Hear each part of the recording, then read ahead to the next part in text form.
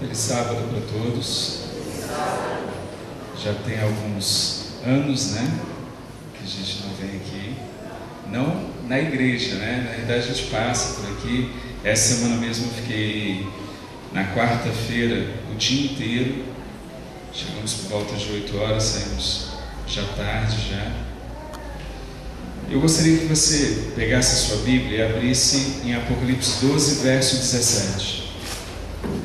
Enquanto você está abrindo a sua Bíblia, eu gostaria de lembrar os irmãos que amanhã à noite vai ter um programa todo especial. É um programa, vai ser um recital do Coral de Libras, tá? É o recital do Coral de Libras. Então seria interessante se você pudesse vir, participar e ver a apresentação, né? Porque se é o Coral de Libras, eles não vão ficar ouvindo muito, né? Tem que trazer as pessoas, fazer a integração. Mas que você possa convidar as pessoas. Então não esqueça, amanhã na hora do culto, 7h30, a apresentação do recital do Coral de Libras. Apocalipse 12, verso 17. É um verso usado por muita gente. Quem já fez pelo menos um curso na Igreja Adventista, leu essa passagem. Quem já deu algum estudo bíblico, usou essa passagem direto, até já tem de cabeça. É o verso utilizado para quase todos os estudos, ou a sequência de estudos tem que ter esse verso. Sabe, eu queria te convidar para a gente ler e começar a pensar se nós estamos cumprindo e se estamos preparados para aquilo que está vindo. Olhando todo, se nós pudermos agora, gostaria de convidar você a deixar um pouquinho suas preocupações,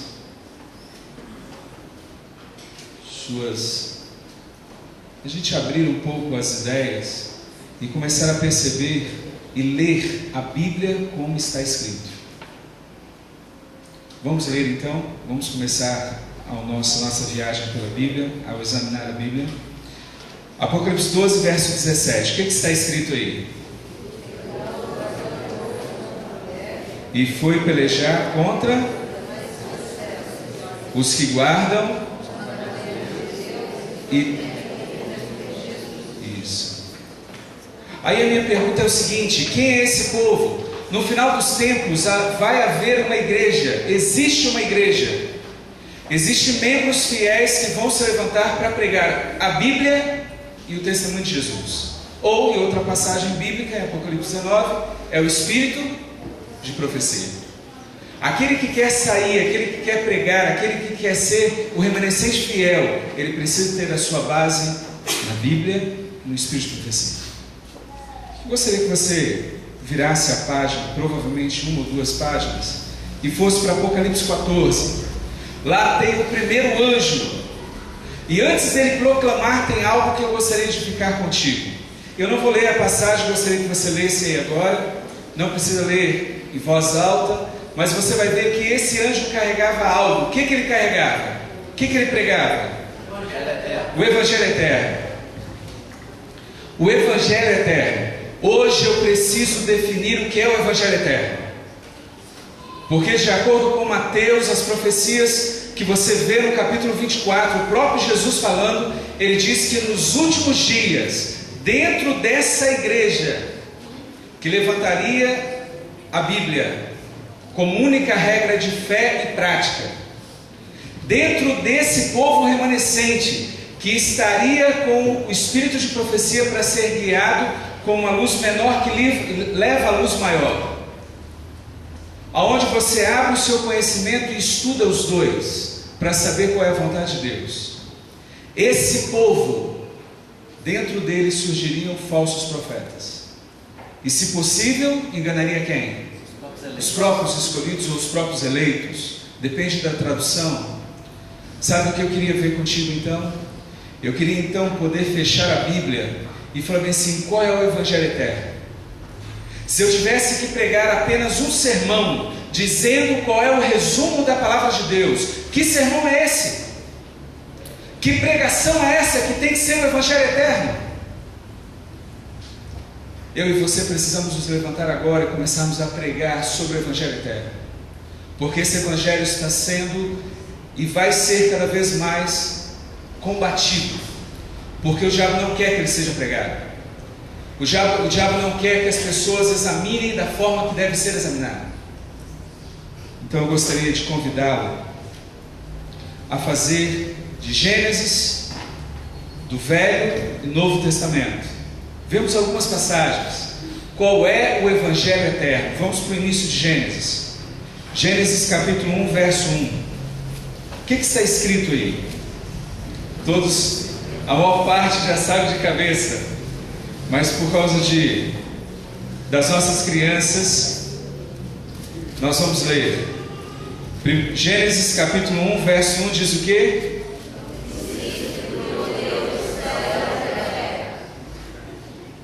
Deus é o que então, irmãos?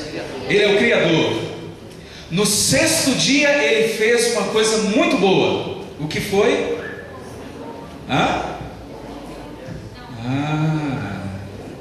Isso mesmo. Vamos ver como é que foi a fala de Cristo sobre isso? Ou a fala de Deus sobre isso? Capítulo 1, verso 26. O que está escrito aí? Também disse Deus: façamos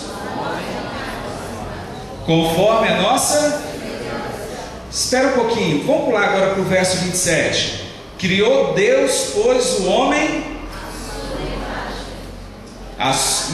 e a imagem de Deus, homem. Eu quero mexer um pouquinho com a sua mente. Cuidado com uma pegadinha. O Erle gosta desse negócio de fazer com os alunos, eu vou fazer com ele. Eu quero saber de você o seguinte: quando você olhar agora para a tua Bíblia, eu quero te fazer uma pergunta. Aqui diz que nós somos criados, o homem foi criado à imagem e o que? Semelhança de Deus. Homem e mulher os criou. Eu queria fazer uma pergunta. Você só pode responder uma vez. Qual era o nome da mulher antes do pecado? Tem alguns que já me ouviram pregar e não vai falar não, né? Como que era o nome da mulher? Eu vou repetir, porque boa parte não respondeu. Qual era o nome da mulher dentro do Éden? Você não pode falar. Puxa a orelha dela. Qual que é o nome da mulher? Eva, varoa, ajudadora. Ajudadora e varoa não é nome. Minha esposa né? Eu sou varão e vou morrer varão, né? Também é, amém. Varoa, varão não é nome.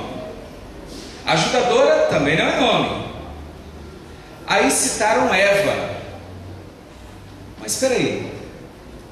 Gênesis 3:20 diz o quê? Gênesis 3 conta o quê? O que acontece no início de Gênesis 3? É o que aconteceu aí? Foi a entrada do pecado lá, não foi? Foi ou não foi? Não é o capítulo que fala da expulsão do homem e da mulher do Éden? É ou não é? É ou não é? Então, após o pecado, no dia da expulsão, o homem, lá no verso 20, Gênesis 3:20, o que o homem faz? Lê a tua Bíblia e me responde.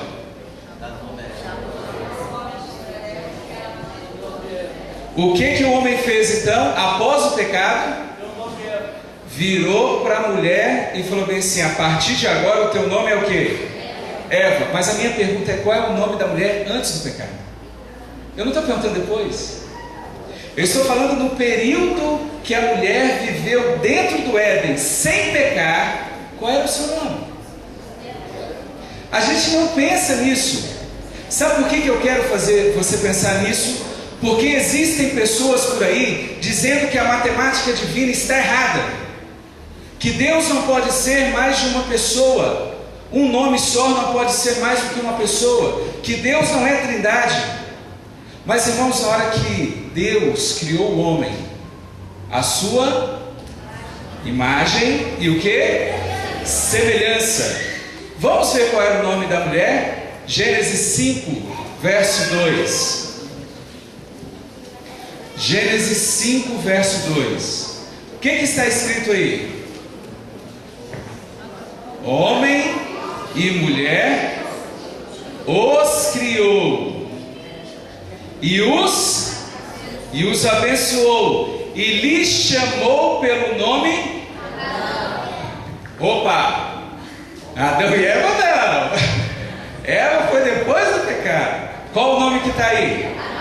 Adão. Por isso que antes da entrada do pecado, a Bíblia se refere assim: o homem fez isso, a mulher fez isso, porque os dois tinham apenas um nome. Homem e mulher os criou e os abençoou e lhes chamou pelo nome. Por que isso? Porque Gênesis 2:24 responde. Gênesis 2:24 responde: o Evangelho eterno deve ser pregado da maneira que ele é, com a Bíblia na mão e estudando aquilo que está escrito, e não as histórias da carochinha, não olhando o que um ou outro acha, não pensando, mas lendo a Bíblia na base de que ela é, pregando com o poder que existe nela. E por favor, você foi convidado para essa igreja, e desde quando você entrou aqui, Deus tem um propósito na tua vida. Você não veio hoje aqui de manhã à toa. Eu não acredito em coincidência, eu acredito em providência. Deus me chamou para pregar a mensagem que Ele queria. Ele trouxe você, Ele está com você na tua vida. E só tem uma coisa: hoje eu e você podemos dar a autorização a Ele para fazer da nossa vida o que Ele quiser. O que Deus precisa de nós é a nossa autorização. Ele já traçou o rumo para que nós pudéssemos ser felizes. Muitos estão felizes porque não conseguem entender o Evangelho eterno para a sua vida. Primeira coisa, vamos voltar então. Na matemática divina, para os homens é loucura o que Deus faz. Mas Deus tem a sua matemática. Porque Deus diz assim: por isso, deixe o homem o quê? 2:24. Pai e mãe, e se una à sua mulher, tornando o que, irmãos? Os dois, homem e mulher, os dois, uma só carne. Homem e mulher, apenas um nome. Quando eu falo Deus, eu estou me referindo a quem? Depende. Sabe, eu gostaria que você, hoje não dá para nós estudarmos tudo sobre a doutrina da Trindade, mas nós precisamos estudar essa mensagem, porque ela é uma das mensagens que contém o Evangelho eterno. Se eu não sei quem é Deus, como que eu posso me transformar à sua imagem? Se eu não compreendo quem Ele é, eu vou ser levado por ventos de doutrinas que diminuem a pessoa de Deus. Irmãos, o mesmo verso, a mesma palavra usada aqui para dizer que o homem e a mulher unidos se tornam uma só carne, é a mesma palavra usada em Deuteronômio 6:4. Porque o nosso Deus, ouve Israel, porque o nosso Deus é um. É a mesma palavra. Mas eu não queria parar por aqui. Eu queria que você me ajudasse, porque o Evangelho eterno é muito mais do que entender só a criação de Deus. Deus não só criou o mundo, Ele interage com o mundo. Ele fala: olha, eu amo você de uma maneira tão grande que eu quero estar do teu lado. Deus veio habitar conosco. Mas eu quero que você me ajude. Depois da criação do mundo, quais são as passagens que você lembra que Deus falou cara a cara com o homem? Vamos passar Gênesis. Depois da criação do mundo, quem falou com Deus face a face? Eu vou puxar a sua memória. Você estuda a Bíblia. Tem gente que tem mais de 30 anos de igreja, tem, né? Me ajuda aí. Antes de Moisés, Abraão falou face a face com Deus ou não? Sim ou não? Sim, tem uma passagem que eu achei interessante, que fala que depois que ele terminou a conversa com Deus, depois que Abraão conversou com Deus, Deus se elevou na frente de Abraão. Isso também aconteceu com Isaac. Deus se elevou. Aí eu lembro de Jesus quando foi aos céus, que a Bíblia fala que ele foi subindo, elevando-se. Noé falou com Deus, Abraão falou com Deus, Isaac falou com Deus, Jacó falou com Deus ou não? Só falou? Hein? Como é que... Você tem, por favor, né? E aí, o que aconteceu com Jacó? Lutou, ele tocou em Deus, e por isso Deus virou para ele e falou bem assim: olha, eu vou te abençoar como você me pede, porque você lutaste com Deus e com os homens e prevaleceste. Seu nome agora será Israel. Moisés, como é que nós não podemos falar de Moisés? Deuteronômio 34:10, pode anotar, diz que nenhum outro homem é igual a Moisés, que viu a Deus como? Como que Moisés saía do santuário? Ele tinha que pôr o que, irmã? Então, mas ele tinha que pôr o que para as pessoas? Ele colocava um véu, porque as pessoas ficavam com medo de Moisés. O rosto brilhando. Sinai. Irmãos, Deus se apresentou ao homem, foi visto pelo homem no Velho Testamento. Agora eu vou fazer algumas perguntas. Moisés viu esse Deus, e foi comentado uma coisa interessante. Esse Deus lá no Sinai deu o que para Moisés? As tábuas da lei, os mandamentos de Deus, as 2 tábuas. Eu queria que você me pegasse agora a tua Bíblia e me acompanhasse em uma passagem. Por favor, pegue o livro de João.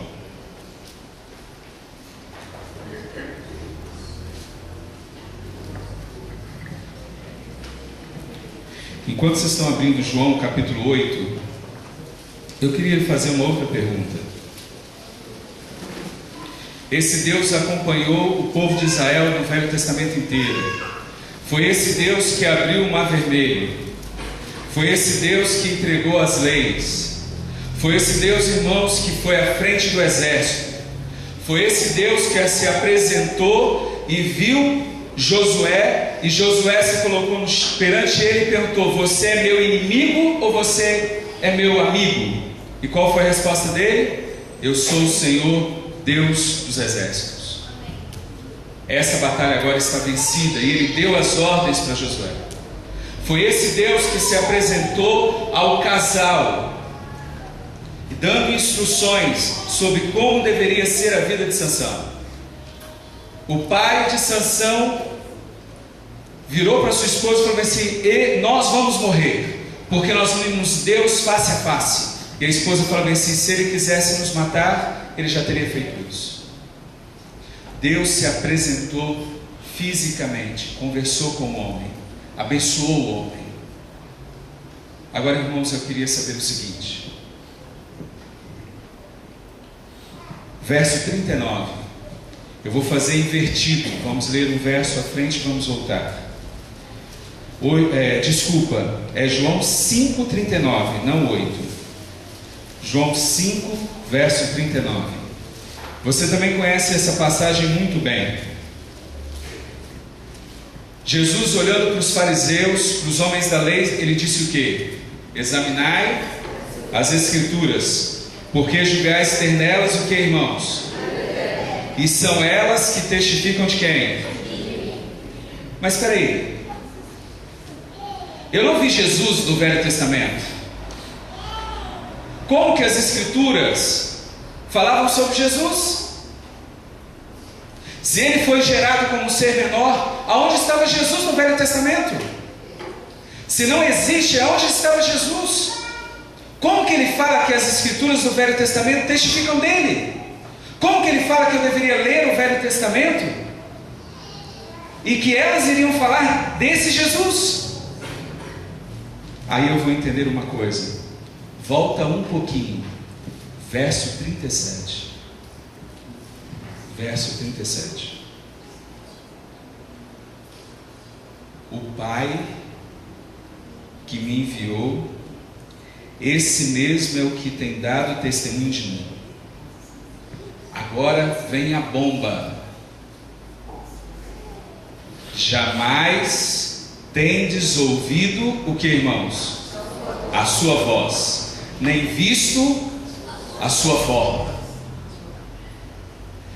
Irmãos, nesse texto está claramente dizendo que o Deus do Velho Testamento, aquele que entregou a lei, aquele que abriu o mar vermelho, aquele que acompanhou, aquele que foi visto pelas pessoas, aquele que tocou, que viu face a face, não é Deus o Pai. Não é Deus o Pai. É o próprio Cristo que diz isso. Ele vira para os autores da lei falando assim: vocês estão equivocados. No Velho Testamento não é Deus Pai. No Velho Testamento tem um Deus sim, mas esse Deus fez uma promessa. E qual é essa promessa? Isaías capítulo 9. Irmãos, eu fico entusiasmado quando eu vejo o que esse Deus fez por mim, que não é um Deus menor, um Deus gerado, mas aquele que acompanhou, que criou, aquele que abriu o mar vermelho, aquele que deu os 10 mandamentos, aquele que seguiu com o povo, aquele que viu o sofrimento do povo, aquele que pisou aqui nessa terra, que teve contato fisicamente. Ele poderia ganhar de Jacó, ele poderia ter ganhado de Jacó. Deus é muito mais do que um homem. Mas qualquer homem, mesmo que seja fraco, mesmo que tenha pouca fé, se ele coloca essa pouca fé em Deus, ele pode tudo. Amém. Mesmo derrotar o próprio Deus. Foi isso que Jacó fez, porque pela fé ele falou: eu quero ser abençoado. E ele foi abençoado. Se você tem algo na tua vida que você não consegue vencer, eu queria te dizer: Deus se dobra perante um homem que é fiel, perante um homem que tem a sua vida nas mãos de Deus. Quando você se entrega a Deus, Deus se entrega a você. Deus quer estar contigo. Por favor, não permita que quebre o Evangelho eterno. Não permitam que joguem como Cristo fosse um Deus menor. Cristo é o Deus do Velho Testamento. O próprio Jesus Cristo virou para os fariseus e falou bem assim: antes de vocês existirem, João 8, depois você pode ler. Ele virou para os fariseus e falou bem assim: antes de vocês existirem, antes de Abraão, eu sou. Que referência de eu sou é esse? Velho Testamento, capítulo 3 de Êxodo. Foi quando Moisés se encontrou com Deus e Moisés perguntou assim: mas eles vão falar quem é você? O que eu vou dizer? Qual foi a resposta de Deus? Eu sou. Vai lá e diz para eles que eu sou mandou você. E aí em Êxodo ainda, lá no capítulo 5, 6 se não me engano, o próprio Deus fala bem assim: pelo meu nome eu nunca fui conhecido, mas agora eu revelei a você, Moisés. Meu nome é Eu Sou. O tetragrama lá. Eu sou. Sou hoje e eternamente. Sabe, irmãos, me dói o coração quando eu vejo pessoas fiéis, mas que permitiram que os falsos profetas os influenciassem. Ontem não, eu fiquei até de madrugada, hoje, vendo um vídeo de um irmão que eu já vi pregar e cantar. E eu percebi como que ele está quebrando o Evangelho eterno, achando que está pregando a verdade. Irmãos, tem 4 anos, desde a época que nós estávamos aqui como diretor. Aqui nós já visitamos um distrito aqui, na época que eu estava aqui. De lá para cá, direto nós vamos em alguns lugares fazer seminários sobre Trindade. Nós ficamos só no final do ano passado para esse ano, 3 meses na igreja de Boa Vista, pregando todo domingo sobre a história da nossa igreja, como que foi construído a Trindade. Eu vou te dizer uma coisa: existem pessoas aí que não conhecem a doutrina da igreja adventista e não conhecem a doutrina da igreja católica, porque tem gente aí dizendo que a Trindade adventista é igual à católica. Irmãos, só tem um nome igual. É a mesma coisa dizer que o batismo na igreja adventista é igual ao batismo na igreja católica, só porque os dois têm o nome batismo. A Trindade da igreja católica é totalmente diferente da nossa. A nossa igreja rejeitou essa doutrina porque não queria aceitar a doutrina da católica. Só que o problema é que quando eu não quero estudar a Bíblia e quero achar coisas para jogar pedras, irmãos, é muito fácil. Eu vi uma vez uma frase lá na área de administração, que me ajuda muito na igreja. Ela diz, é um ditado, uma fala popular, diz: qualquer bêbado pode pegar uma pedra e atirar na vidraça, mas precisa ter muita competência para deixar uma vidraça transparente, branquinha, sem nenhuma sujeira. Eu, por exemplo, se eu pegar uma vidraça dessa, o Binho vai me mandar embora no outro dia. Eu não sei limpar vidraças, mas jogar pedra qualquer incompetente pode. Sabe, irmãos, sem conhecer a Bíblia, sem querer estudar, eu posso ser enganado. Por favor, não permita. Você não tem um compromisso com Marcos. Você tem um compromisso com aquele que te chamou das trevas para a maravilhosa luz. Você tem um compromisso de se levantar e pregar o Evangelho eterno. O Evangelho que tem uma promessa que nós vamos ler agora. Isaías, antes do capítulo 9, capítulo 7:14. Isaías 7:14. Qual é a promessa do Deus do Velho Testamento? Qual é a promessa que Ele fez a nós? Portanto, o Senhor mesmo vos dará o que, irmãos?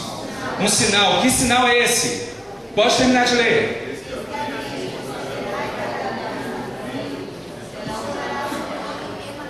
Qual é o nome do menino? E qual que é a tradução de Emanuel?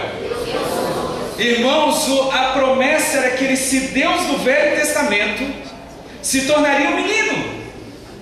Esse é o mistério da salvação, esse é o Evangelho eterno, que o Deus do Velho Testamento, o Deus que Davi escrevia os Salmos, o Deus que conversava com Abraão, esse Deus se tornaria um menino para habitar no meio de nós. E alguns vão falar assim: não é isso, não é, vira a tua página. Isaías 9, verso 6. Deus não deixa brechas na sua mensagem. Muitos podem arrumar ganchos, diz Ellen White, para acreditar no que quiserem, mas a verdade de Deus é clara, e os seus filhos o conhecerão. Irmãos, eu ouvi uma frase também na área administrativa que serve para a igreja: enquanto a carruagem passa, os cães vão ladrar, vão latir. Para o português mais popular: enquanto a carruagem passa, os cães vão latir. A carruagem de Deus está indo, a sua mensagem está sendo pregada, mas surgirão falsos profetas dentro e fora da igreja. Cuidado para que você não seja levado por eles. Não venha falar que você não pode ser. Não venha achar que você não pode ser levado por eles. Porque a cauda, diz Apocalipse, que a cauda do dragão arrastou quantos anjos do céu? 1/3. Sabe o que Isaías diz que é a cauda? Isaías diz que o falso profeta é a cauda. A mentira, o engano. Irmão, se Satanás for tirar 1/3 da parte dos anjos, você acha que ele não é capaz de tirar 1/3 dos homens e mulheres que estão aqui nesta manhã? Você é melhor do que um anjo? Você conhece mais do que um anjo? Pois bem, tem só uma coisa que pode fazer com que eu e você não sejamos levados para fora. E eu lhe apresento: examinai as Escrituras, porque nelas está o seu caminho para a salvação. Amém. Não escute um ou outro, mas pegue a tua palavra, a palavra de Deus, para ser a única regra de fé e de prática. Irmãos, por favor, perceba o que eu disse: regra de fé e prática. Eu não estou dizendo que a nossa igreja não precisa mudar conceitos e formas de agir. Nós somos o único exército que mata nossos feridos. Batizamos muitos, mas a porta de trás sempre está aberta. Existem muitos que querem ter as marcas, as insígnias de generais, mas não querem ter o quê? As marcas de soldados. Muitos querem mandar, mas não querem atuar. Muitos, infelizmente, fazem evangelismo aonde? Dentro de casa, com os vizinhos. Eu conheci um grande evangelista, e eu ficava no banco olhando e falava: tem algo errado. Sabe o que acontecia?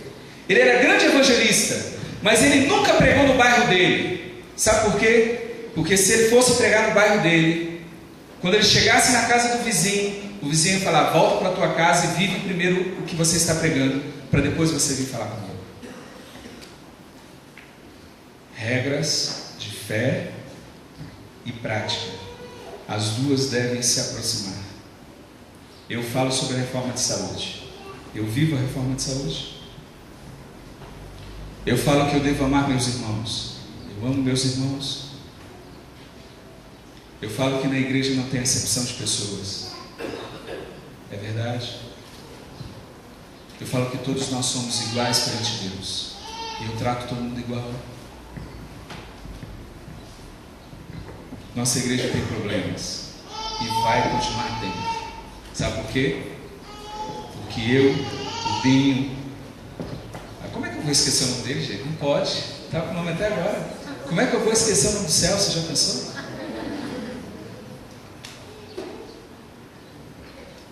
O Sávio, o Yarley, nós somos imperfeitos. E sabe quando que essa igreja será perfeita? Quando Cristo voltar nas nuvens dos céus. Em um piscar de olhos. Seremos o quê? Aí a igreja será perfeita. E eu espero para esse dia. Eu espero para ver irmãos que já foram e não estão no nosso meio mais.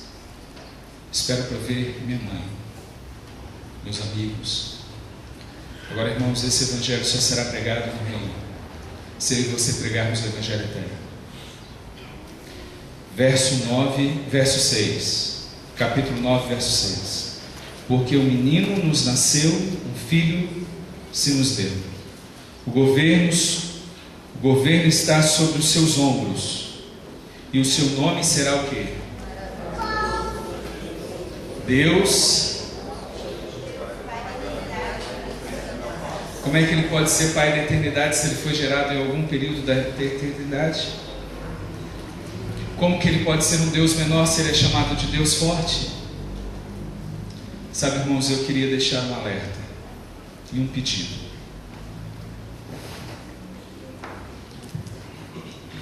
O alerta é que quanto mais tempo passa, mais próximo está a volta de Cristo. Amém. Sabe qual é o pedido? Nessa igreja, eu não faço parte dessa igreja. Eu não sou membro da igreja local. Vocês fazem. Eu queria te fazer um pedido. Levante-se e pregue a verdade eterna em Cristo Jesus. Que Ele é o Deus do Velho Testamento. Que Ele prometeu vir a esta terra. E Ele cumpriu a promessa. Ele foi morto em uma cruz para me dar poder, para te dar poder para pregar este evangelho. Esse Deus ressuscitou. E sabe o que eu acho que é mais bonito? O que é mais bonito nesse evangelho todo não é o final ainda, porque o final nós vamos ver nas nuvens dos céus quando Ele estiver voltando. Mas é uma verdade, irmãos, que me deixa comovido. Após a morte de Cristo, e aqui eu encerro, Ele estava dentro de uma tumba. Tinha uma pedra, tinham soldados romanos. E nós sabemos que naquele local estavam todos os anjos malignos. Todos, se você preferir, demônios. Sobre aquela pedra eu fico imaginando o próprio Satanás, sentado sobre a pedra, rindo do que ele conseguiu fazer. Eu consegui ser maior do que ele. Esse era o pensamento de Satanás. Sabe o que me deixa alegre?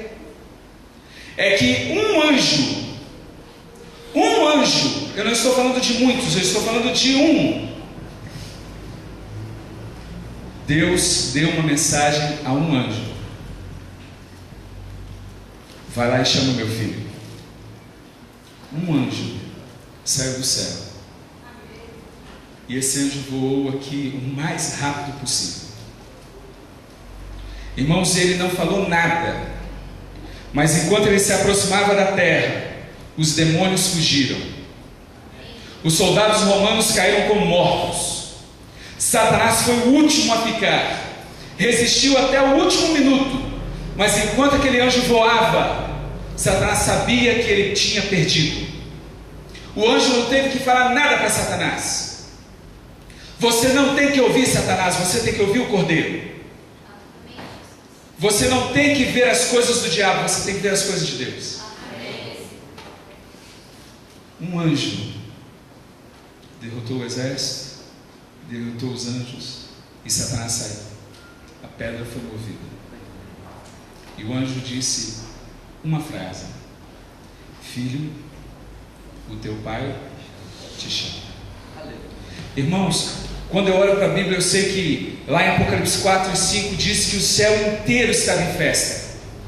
Todo mundo esperando Jesus Cristo se apresentar perante Deus Pai, e a festa seria coroada, como aconteceu em Apocalipse 4 e 5.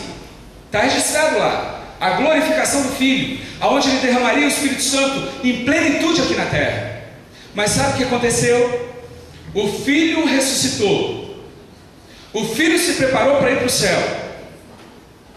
Mas o universo inteiro teve que esperar, porque uma mulher precisava ver Jesus. Maria Madalena precisava olhar nos olhos de Jesus, e o céu inteiro teve que esperar. Sabe por quê? Porque quando um homem se entrega, um homem ou uma mulher, um jovem, uma criança, não me interessa a idade, para Deus não tem idade, não tem credo, não tem raça, não tem cor, não tem nada. Mas quando um homem se coloca nas mãos de Deus, Deus se prostra para ouvir este homem. E Jesus, ao sair de lá, queria mostrar a todo o universo, mas ele esperou, porque uma mulher precisava ver os seus olhos. Maria Madalena foi até o sepulcro. E a tristeza dela era tamanha, a dor era tamanha, que ela não conseguia enxergar nada ao seu redor. Cristo estava ali do lado dela, e ela não conseguiu ver Cristo.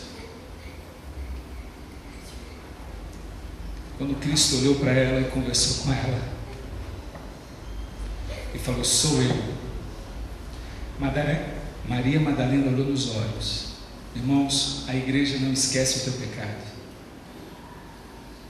Ninguém fala Maria Madalena, aquela que queriam contar a história dela por todo mundo. Diz Maria Madalena o quê? A prostituta. A igreja pode não esquecer o teu pecado, mas quer saber de uma coisa? Deus não pergunta qual é o teu pecado, Ele fala o que Ele pode fazer contigo. Ele não quer saber da sua história, Ele quer saber da história que Ele vai fazer contigo. Maria Madalena precisava ver os olhos de Cristo. Eu queria te fazer uma pergunta. Eu não sei porquê. Eu vou te dizer uma coisa. Eu também não preciso saber. Mas tem muita gente aqui que eu sei que veio nesta manhã porque, como eu, precisa ver e sentir a Deus. Nesta manhã, irmãos, eu vim aqui para te convidar. Cristo salvou uma igreja. Ele quer que essa igreja se coloque em pé para estar junto com Ele. Vai ter Unidos pela Palavra. Eu queria te convidar para você ficar em pé. Nós vamos cantar. Eu falei na tua frente. Está vendo? Quer fazer outra coisa? Está vendo como é que pode? Você quer falar? Não? Já está feito. Eu queria que você ficasse em pé, por favor. Unidos pela Palavra.